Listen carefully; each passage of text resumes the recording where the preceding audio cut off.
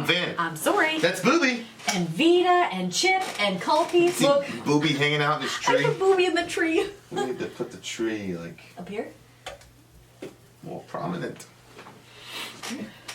Booby says shirts, y'all. For you all. Yep. That's probably what it'll be. Okay. Did you notice this room smells really terrible? Like yeah. Extra terrible? Yeah. You got another grunge song, y'all. I'm just messing with you. I'm like, no. This is a Nightwish song. Shout out to Ray. This is a Nightwish song. We're doing a fireside tonight.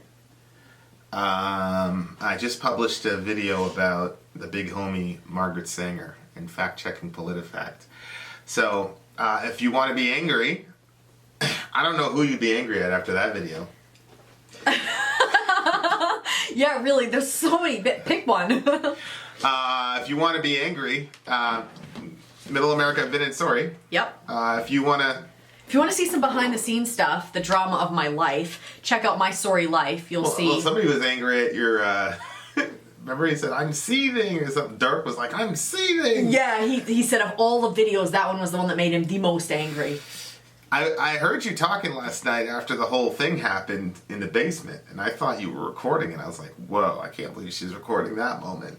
No, You were talking to Zoe. Oh, sorry. No, I was crying too hard to record it. Yeah, I recorded something this morning and posted it so people could know what happened, but no, I wasn't recording while I was crying. I was surprised. No, I was crying too hard. Anyway, so if you want to know what that's about, Yep. check out My Story Life. This is a live song. I haven't seen a live song in quite some time. Yeah. Because we've been getting lucky with the grunge. I guess the grunge people didn't care about blocking videos, so. Oh, really? Well, we did 2. That's true. Jeremy was the official video, and then the Stone. Well, I feel like that kind of fits. Stone Temple Pilots. That's okay. Yeah, right. Stone Temple Pilots didn't block the official video, so we were in luck. All right, this is Nightwish, Bless the Child. Oh, I thought it was Bless This Child. Oh, Bless the Child. Okay. I thought we gotta do a Nightwish live with Tarja. I know. Yeah. I agree. Okay, ready? Go.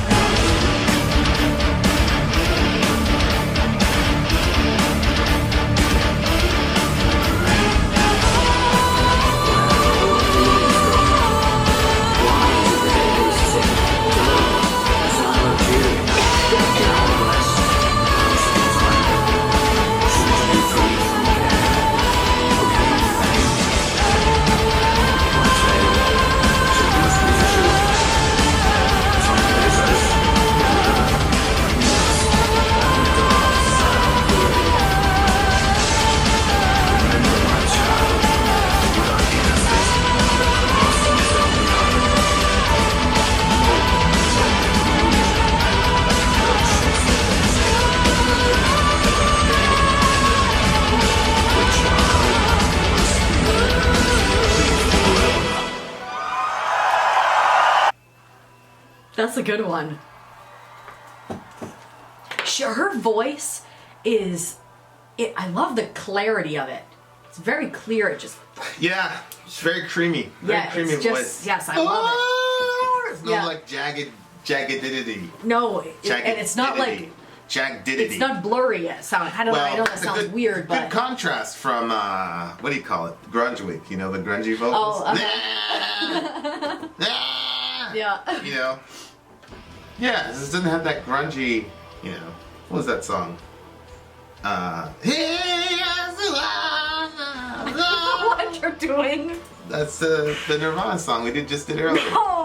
No, that's not it at all. The Nirvana one was nice. That was not. Anyway, she's got a nice creamy voice. Yes, she does. She's a metalhead though, man. That's a staple riff. I liked it when they did it in the song. Yeah, she liked it too. She was rocking. Yeah. She was headbanging like crazy. I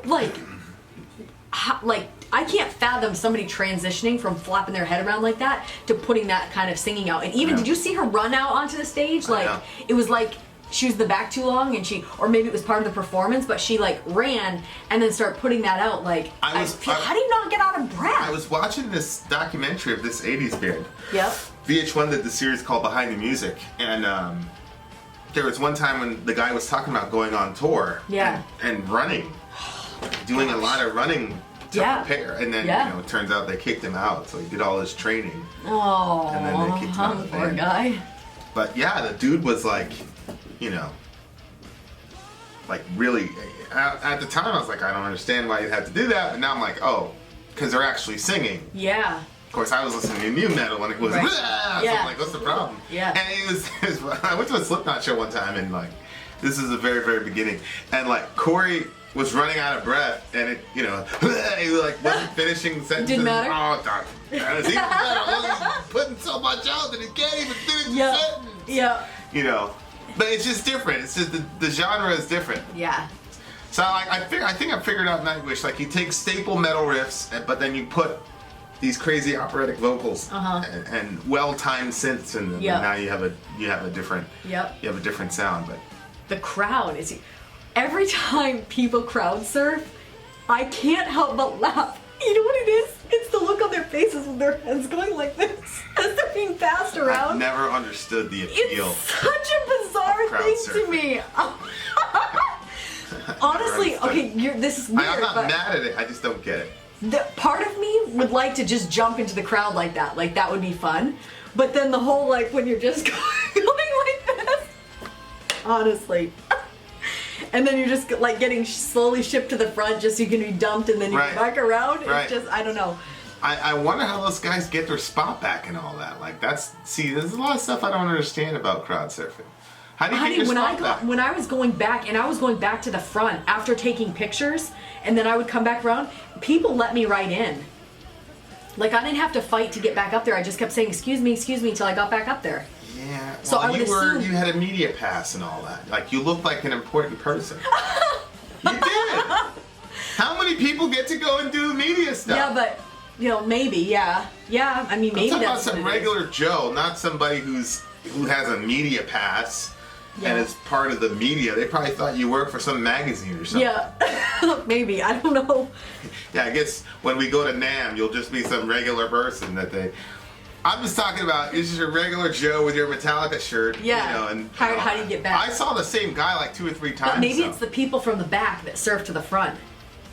Yeah, that would make sense, never right? understood the appeal of crowd surfing. Because I didn't see anybody from the front surfing. Yeah, I feel like that's something you'd like to do, but you just wouldn't want to do it because you want all those hands on you. That's but exactly I think if it was like an old woman. Yes, that's exactly what it is. I knew it. Or like a whole crowd of Vins. Right. Because I wouldn't touch you. That's terrible. Depends on the day, I guess. Okay. Yeah, so. All right. Well, there's that. Yeah. So this song is sandwiched by 2 narrations. I think I was talking to Pony when she was introducing us to Nightwish. Mm-hmm. And I think Pony broke out and started her own group again, by the way. If you're new to an alliance or a Patreon, facebook.com/Vin and Sori, look for Pony. You'll find her. And if you want some Nightwish out there, she can make it happen for you if you join an alliance. But Yeah. I was talking to Pony, and I guess one of the guys, the Tomas guy, was like in love with Tarja, I guess. But there was always some sort of tension of him liking Tarja or loving her. I guess they all went to school together. Maybe that's why she left. You know, like when somebody gets obsessed with you and you didn't want them to? Well, I don't know. Has that ever happened to you? What? Somebody got obsessed with you and you didn't want them to? Yes. I bet has it happened a lot? You poor man. So, I'm sure it's happened with you. Yeah, it has. So Tarja, so there was. But I was always scared. I didn't like that feeling. Some sort of You tension weren't scared. between Tarja and I think it's Tomas, whatever. Mm-hmm. So that was always like an undercurrent in all the songs. Yep. I don't know if it like completely dominant, but anyway. I was born amidst the purple waterfalls. I was weak, yet not unblessed, dead to the world, alive for the journey. One night I dreamt a white rose withering, a newborn drowning, a lifetime loneliness. I dreamt all my future, relived my past, a witness the beauty of the beast. I think it's I witnessed the beauty of the beast. Mm-hmm. So I think he's talking about like being born, dead to the world, having this journey, and then this white rose, I'm assuming is a person, a newborn drowning, a lifetime of loneliness. So there's something that was making him not lonely, or I'm assuming it's a person. I always forget that somebody else is writing the lyrics to what she's saying. Other than what? Yes. Yeah. It throws me off. Okay. Because there's another line down here where he says, right here, where have all the feelings gone? Why is the deadliest sin to love as I loved you? See? Honestly, I had no clue what this song was about, but that kind of makes a little bit of sense what you're saying, only because, you know, when it's talking about why am I loved only when I'm gone back in time to bless this child. Like, you know how people will say, like, it's true when somebody passes away, like all of a sudden, like you realize like how important they were sometimes, as you know. Right. I got a phone call this morning that my youth pastor died last night, and it was actually pretty tragic because I didn't even tell you they got divorced. Him and his wife got divorced, and he was at a restaurant with the kids, and then he just dropped dead in the restaurant. So I don't know if it's an aneurysm or what, but so that was like, it's just like boom, like sudden, like Daddy wasn't even that old, and so the kids had to go back to the apartment by themselves till the mom could get there, which she was pretty far away. So it's a pretty rough night for everybody involved. But you know, like how, like, I don't even talk to my youth pastor that much. Like once in a while I would send him a message on Facebook or whatever, but I've been so involved in everything that I've been doing, I haven't even, you know, had a chance to say, hey, what's up? And like when somebody passes away like that, like all of a sudden you're like, you realize, whoa, like they were important, like, oh shoot, like I wish that I would have told him like, that he did have an influence on my life. You know, and I'm sure I must have told him over time, but like just to have been able to say that again, you know, to say like, because I know like life got pretty hard for him, you know, over the past few years or whatever, and like just to have had that time, but then that's gone. But still, like when he says, why am I loved only when I'm gone, like if, you know, like if you're correct and it was about that woman, like, and like he maybe feeling like, oh, if, like something happened to me, then all of a sudden like maybe she would, you know, like sometimes people will think that like, oh, if I died, then all of a sudden they'd care or whatever, like, yeah, well, some people just don't want to have that type of relationship with other people. Like even if you were dead, they wouldn't wish you back so they could. But then he says, gone back in time to bless the child. If she is personified as the child, like I don't know if it's like he wishes he could go back in time and like have that back, have her back around. I don't know. What are your thoughts on that? He might be talking about his inner child that always felt lonely. So you know, like think the Smashing Pumpkins song we reviewed where, you know, he's talking about what's a boy supposed to do or whatever, and he's really talking about himself. You know, yeah. He's talking about his inner child. Yeah. And I think that, you know, when you really do, like, there is a childlikeness to loving someone. That's one of the connections you can have where somebody finds the child in them kind of connects with the child in you to some degree. Mm-hmm. You know, we used to have that cartoon. Remember that cartoon we used to have? Yeah. So, so I think that was it, where she was able to kind of find the innocence in him and all that. And he said something, here it is, I've never felt so alone in my life. As I drank from a cup which was counting my time, there's a poison drop in this cup of man. To drink it is to follow the left-hand path. So that there is like a decision you have to make, or that he had to make, that would like put him on the wrong path, I think, in his life. So I think he invested so much in that relationship, maybe, that he was like, screw it, I can't have her, so I'm just going to go off and do all the type of crazy things that that are common to mankind. Yeah. You know, a poison drop in this cup of man. And it's true. It's like I always say, original sin is the most easily believable Christian doctrine. Right.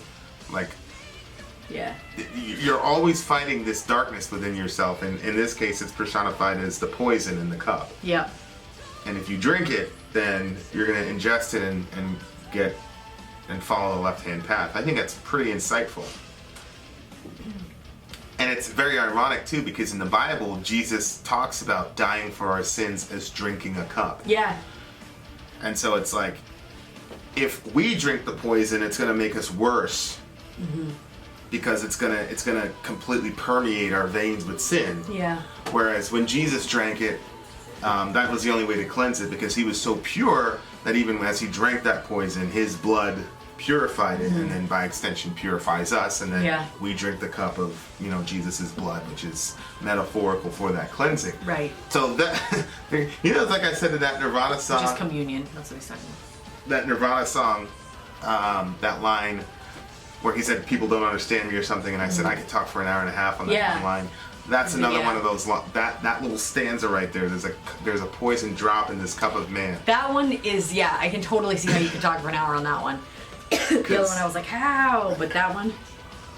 Yeah, so that's pretty insightful. This would be like, if churches weren't so much against, you know, this is everything. Yeah, then they could play this song, you know what I mean, and then like start talking about the lyrics, and you could just, you know, dive right into that part.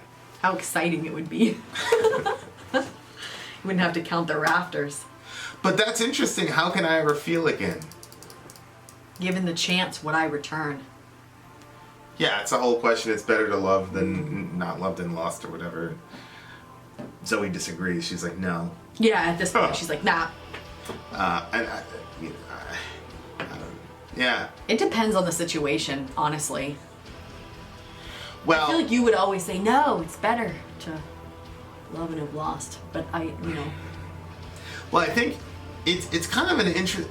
It seems like, how can I ever feel again? If you invest so much of your emotions into one person, then you end up asking those questions. Yeah.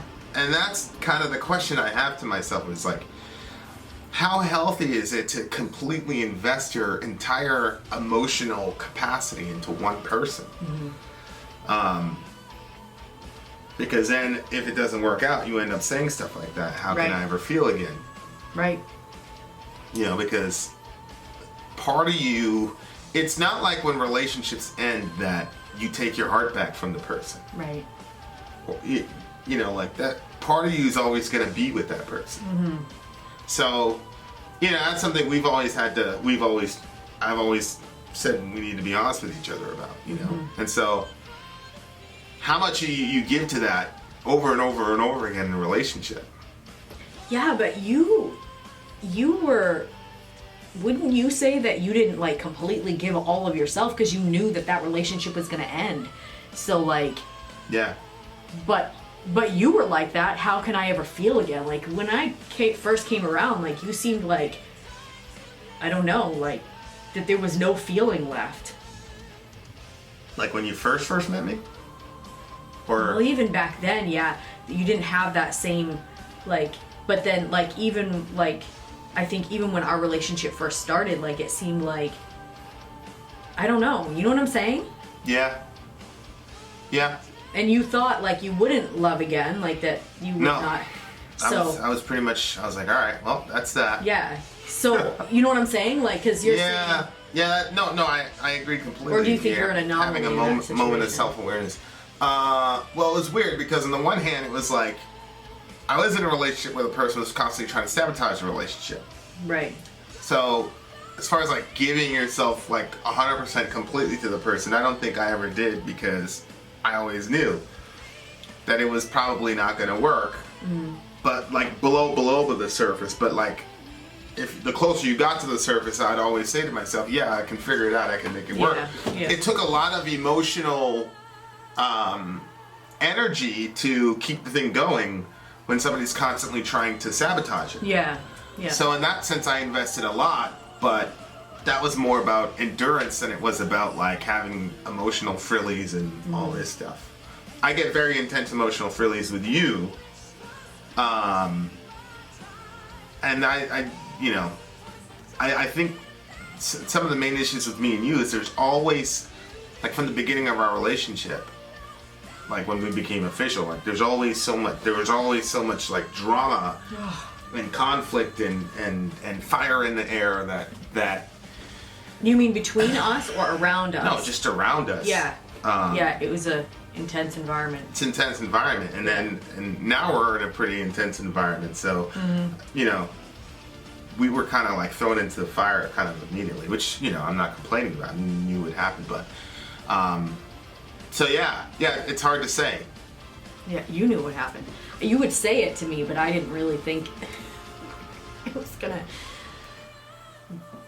create what it did with people. So I mean that's so our relationship is fairly unique. Like there are not a lot of people in our situation. Yeah, no. Like from stuff even to stuff now. Yeah. Like we're in Right. a pretty, and I feel really, really blessed to be in the situation that we're in.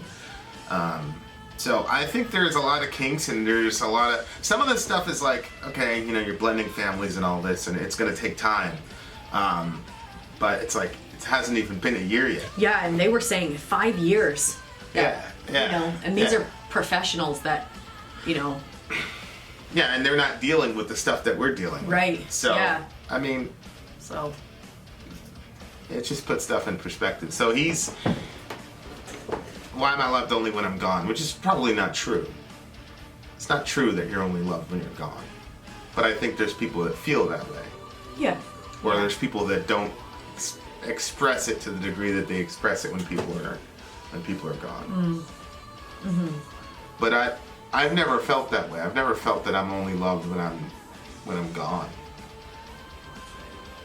That's like I got a whole different set of issues with that thing, but What do you mean? Like you don't want to say more about it? As I don't know what you're talking I'm about. not gonna say more about it. Oh, okay. I think I have felt like I would be loved more if I was gone. Because I think that there's certain things about me that bother people that are a problem because I'm here. But if I was gone, then I think they'd say, Yeah. you know what I mean? Mm-hmm. Time pays us, but with earth and dust. That's a good line. Time pays us. My tale is the most bitter truth. Here's the most bitter truth. Time pays us, but with earth and dust. Remember, my child, without innocence, the cross is only iron. Wait, you didn't even finish that. Time pays us, but with earth and dust and a dark, silent grave. Well, that's what I mean. Like, you put your entire being into that relationship and then it doesn't work out, or you get to the point where it's not going to work out. You're left with sort of nihilism and... That's what I was going to say. It sounds like nihilism, and it doesn't seem like that there's any hope of a better future, like that, because we do believe that time will eventually turn us to dust and will bring us to a grave, but then... We don't believe that. Well, I believe that, but then, I don't know, like you're probably thinking some really smart... No, I think you believe that sin turns us into dust, not time. Yeah, sin, but time is what brings it about, and sin is... Yeah, I get it, like, it's... But that's not... you have different thoughts. Anyway, like, yes, I understand, Bible man.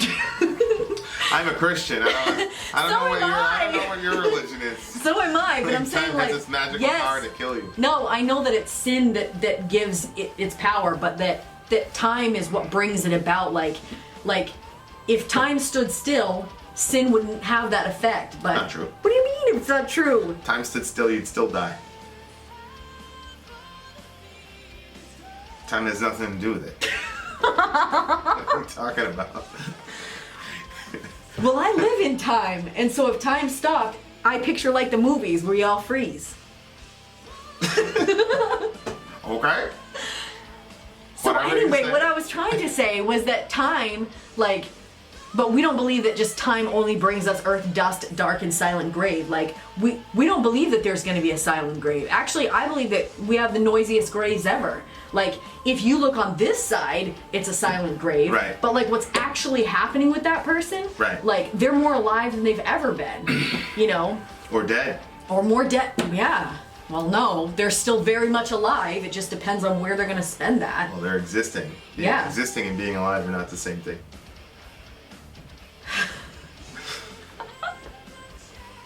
I see what you're saying.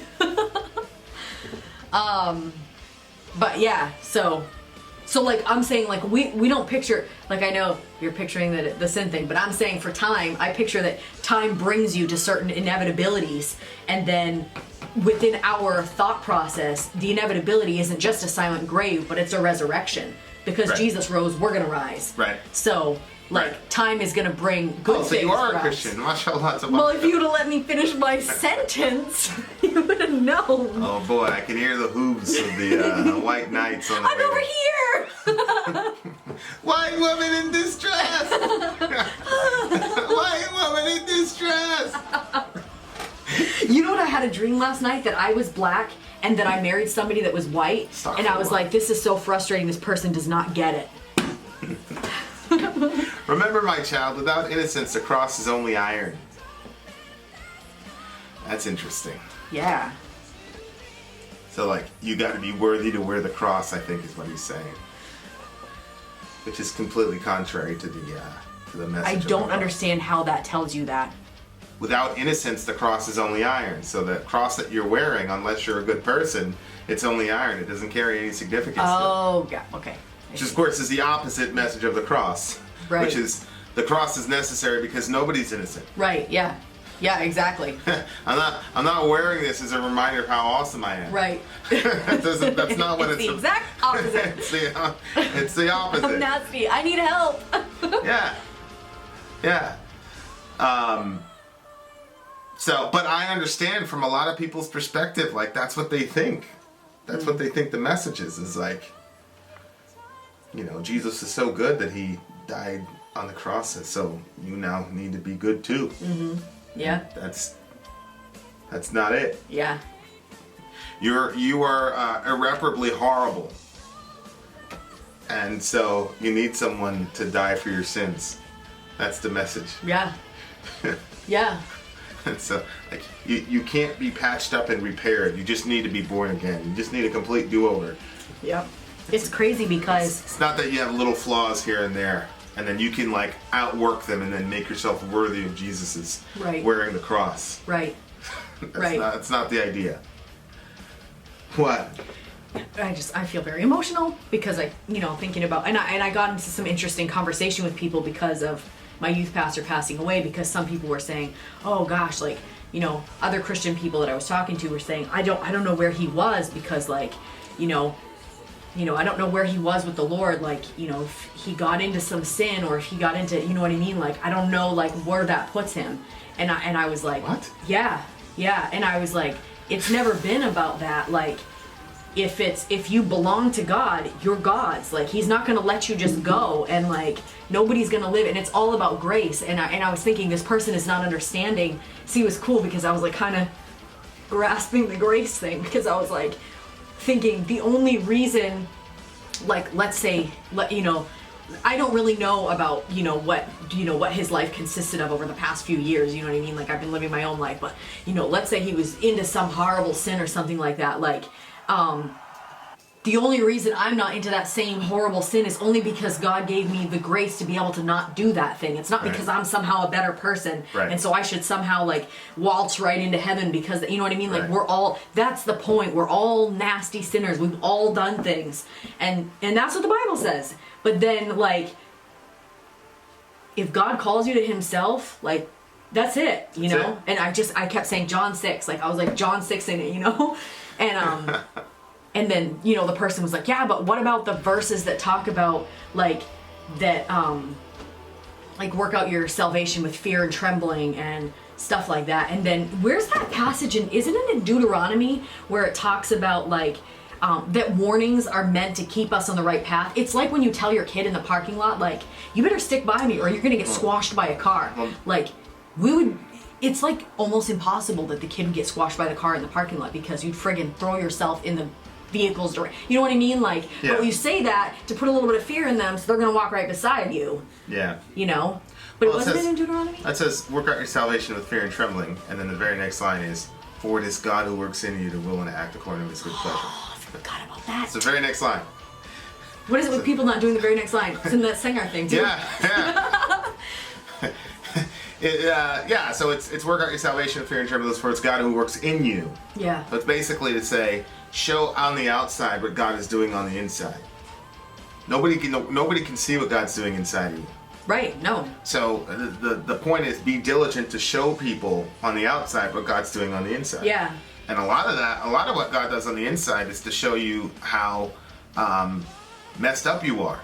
Yeah. So when I say none of us are perfect, or when I say I have problems, or when I say I'm struggling with depression, or if I post on Instagram and says, you know, all of that is I'm showing people what God's working in me, because He's like, hey, Vin, be honest. Well, that's good. That's God working in me. So that's how I'm working out. I'm outworking what God is in working. But yeah, you know what's interesting? Did you check the last line? I know. The Hope child is only an illusion. No, the very last line. Oh. The child bless thee and keep thee forever. Oh, that's interesting. It's probably one of the most beautiful prayers in the Bible. May the Lord bless you and keep you. Yeah, and may the Lord cause His face to shine upon you and give you peace. Yeah. So I always say that every time a baby's born and they pass me the baby. Yeah. Pray that over the baby. Yeah. May the Lord bless you and keep you, and may the Lord cause His face to shine upon you and be gracious to you. May the Lord turn to you and give you peace. It's wild that that's right after hope is only an illusion and ocean soul's nothing but a name. But then it says, the child bless thee and keep thee forever. But the child in this is himself, you're thinking? So maybe that's why? Well, it could be really kind of, you know, where the child is the best version of himself, which would be the closest thing to God. Yep. And so in that sense, God would be blessing and keeping him because the child is the best version of himself. As Jordan Peterson says, that God is the highest conception of who we are as people. So I'm not very sure that Jordan Peterson actually believes there's an actual divine being in, you know, up in Firdaus up there, but it's the highest conception of yourself. So he's combining, it seems he's combining that idea with, you know, that's just such a beautiful prayer that God bless you and keep you. Yeah. Yep. Look after you. All right. What do you give the song? And the other thing that I kept thinking through this was like, again, I don't know if I said this before about her music, but remember that song, Mary, Did You Know? Yeah. You know, that your baby boy, like, what did Mary actually know about Jesus? Like, how much did she understand of it? Did you know that your son was actually going to save you? Like, how crazy, like, you know? And I was thinking, when she was singing it, maybe it's because she was using the word bless the child. I kept thinking about, like, Jesus through it because of that. You know what I mean? I'm like, her voice would be really good on that Mary Did You Know song. Yeah, it would be. Wouldn't it? Floor, you need to do a NIGHTWISH Mary Did You Know remix. You need to do that. Put some metal in the background. That would be lit. That would be epic, though. Yeah. That would be epic. We got to make that happen, Floor. Yeah. I think you know how to do this. Anyway, I think this was a 10 for me. I really like this one. This one might be like, I think this might be my favorite one by her. Favorite NIGHTWISH song? Yeah. It's a 9 for me. It's a 9 for me. Good, solid song. I liked it. You have it. Being out. Sorry, out. Gone.